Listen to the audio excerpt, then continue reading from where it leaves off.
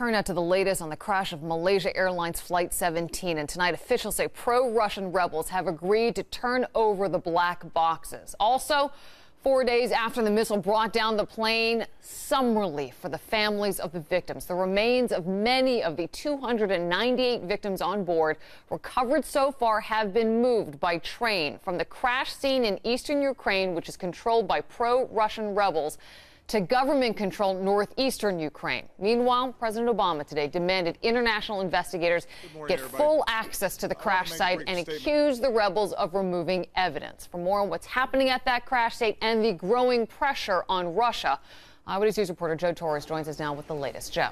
Liz, this afternoon, a key decision here in New York that hopefully leads to a substantial change in eastern Ukraine. The United Nations Security Council, in a unanimous vote that included Russian approval, adopted a resolution demanding access for investigators at the crash site. 4 days later, and finally, a sense of dignity. Recovery teams loaded the bodies of the 298 victims aboard Malaysian Air Flight 17 onto a refrigerated train. One small step to help ease the agony of grieving family members. Meantime, international investigators at the site are anxious to get to work. Forensic sweep of the whole area. But if that's possible, I don't know. That's because Russian separatists control the crash site, and they have been unwilling to grant investigators the necessary access. President Obama wants his counterpart in Russia to step in. Russia, and President Putin in particular, has direct responsibility to compel them to cooperate with the investigation. That is the least that they can do. New York Senator Charles Schumer would go a step further.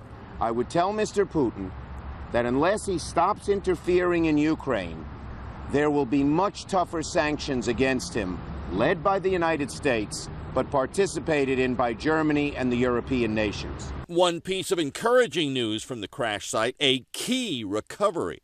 The 2 black boxes will be handed over to a Malaysian team in Donetsk who will take custody of them. We should point out there are still some bodies unaccounted for. More on the black boxes. Experts warn the flight data recorder and the cockpit voice recorder may not shed much light on exactly what happened or who is responsible, but they could provide vital clues like altitude and plane position, information that could be tied to a known missile launch in the area. Liz? Joe, thank you. And